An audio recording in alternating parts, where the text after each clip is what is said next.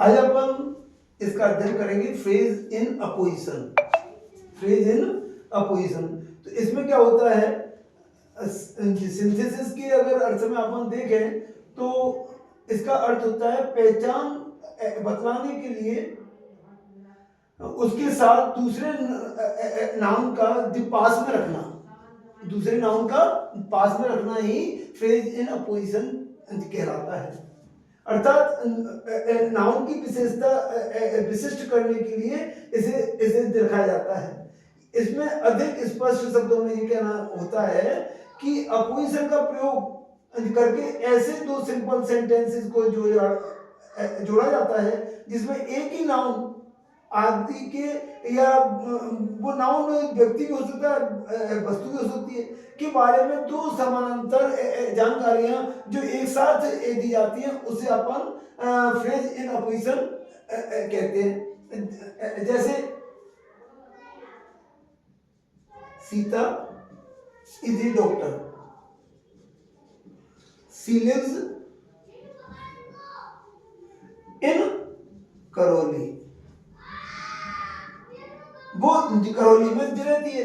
तो इसमें अपने को क्या करना है, उसकी उसकी पहचान बतानी है, पहचान की विशेषता को पास में रखना है। तो अपन क्या करेंगे, जैसे सीता कोमा, फिर a doctor comma lives in Karauli. ऐसे अपन किसी भी महान व्यक्ति के लिए भी अंत कर सकते हैं, जैसे Mohandas Karamchand was a socialist.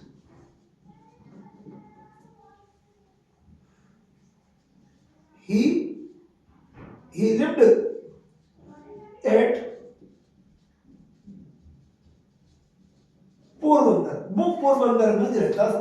तो इसका वाक्य अपन कैसे बना सकते हैं, मोहनदास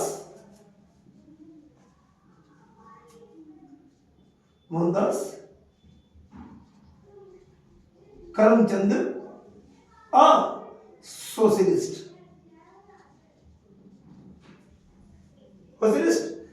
कोमा लगा के लिव्ड एट पोरबंदर, जो कि पोरबंदर में रहता था। इससे से अपन इन वाक्यों को जोड़ सकते हैं। तो अपन कौन सा टॉपिक पढ़ रहे हैं, सिंथेसिस। सिंथेसिस में क्या है, दो वाक्यों को जोड़ना होता है और एक अर्थ पूर्ण वाक्य बनाना होता है। तो इस तरह से अपन और भी लिखेंगे, जैसे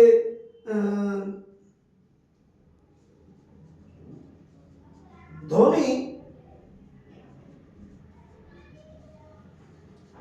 is the captain of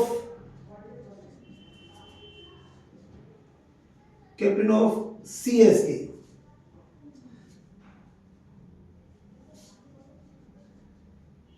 He lived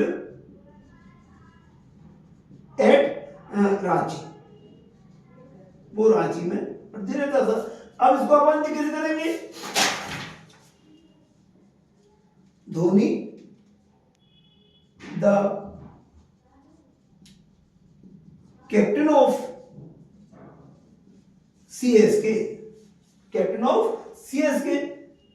lived at Ranchi, जो कि रांची में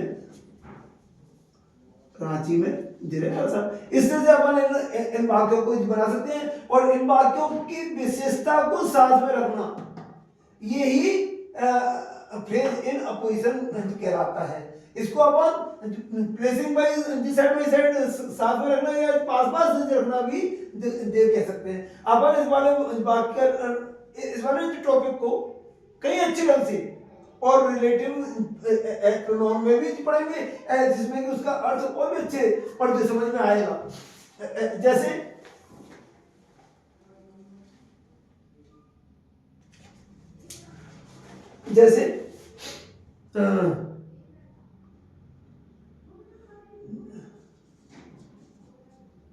BRIT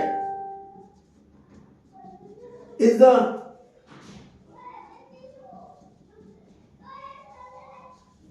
educational system. Educational system. It is in England. It is in England.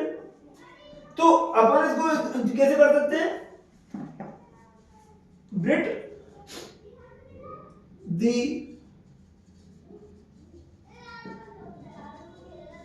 Educational system in England. Is in England. तो इन सब वाक्यों में करते हुए अपन ये देख सकते हैं कि पहले वाले वाक्य में से सहायक क्रिया को हटाना है. क्या?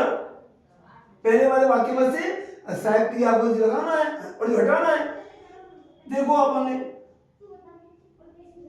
जैसे इसको हटा दिया और दूसरे वाले वाक्य के कर्ता को भी हटाना है और फिर इनको जो भी हटाना है और जिस वाक्य को जोड़ना है उसी के स्थान पर कॉमा लगाना है. जैसे ब्रिट. फिर अब देखो यहां पर अपन ने इसको हटा दिया, फिर इनको हटाया तो अपन ने जो कॉमा लगा दिया. ये इस तरह से फ्रेज इन अपोजिशन है जिसका कि अर्थ साथ में रहना है, पास पास रखना होता है. यही आज का टॉपिक है और इसको अपन और ढंग से भी क्या एक टॉपिक है रिलेटिव एडवर्ब से जोड़ना. इसको अपन क्लोज बेस सिंथेसिस दोनों में अपन इसका अध्ययन करेंगे. अब आज मैं आपको एक स्टोरी सुना देता हूं. आज आप मेरी पूरी शक्ल भी देख पाएंगे. अभी कुछ दिन पहले 10th का जो साइंस का पेपर था, उस 10th के साइंस के पेपर में एक स्कूल के अध्यापक के पास जो सुबह फोन आया कि साहब हमारी बच्ची एग्जाम देने दिल्ली गई. तो अब क्या करें? तो उन्होंने कहा कि अभी तो मैं किसी काम में बिजी हूँ, आप थोड़ी देर बात करना. तो उन्होंने कहा था हमारी बच्ची तो एग्जाम देने नहीं गई और वो तो रो रही है और सब इस तरह से, क्या करें, है ना. वो क्या बहुत दुखी हो रही थी. तो उसने कहा कि साहब कुछ जिला दे कि इसका कुछ सिस्टम बैठ जाए. पर ऐसा उसने कहा कि आप यहाँ पे स्कूल की फीस तो चुकती नहीं है और आप इस तरह से कैसे करोगे आप. और उसने हेड मास्टर ने जी लेकर के वो फोन काट दिया. लेकिन कुछ देर बाद फिर ही उस महिला का फोन उस स्कूल के टीचर के पास आया कि नहीं ना उसकी एग्जाम तो हो गई, वो तो सिर्फ सपने में ही और देख रही थी और उसकी एग्जाम और हो गई थी और वो एग्जाम देने चली गई. और फिर वो देख करके और के साथ वो तो इसी को देख करके जरूरी लग गई और वो तो जिस सपने की बात थी नहीं साहब वो तो एग्जाम और दिया ही, वो तो एग्जाम दे दिया ही और वो तो जिस सपने की क्या घटना थी. तो इस बात को देख के और भी जो स्टाफ वाले थे वो सब हंसने लग गए. तो अपने को किसी टॉपिक से किसी एग्जाम से घबराने की आवश्यकता नहीं है. आप अपने आप में विश्वास रखो और अपनी कोई एक अच्छी आदत एक और जीवन में बनाए और उसको अपनाएं. ओके, थैंक यू, धन्यवाद.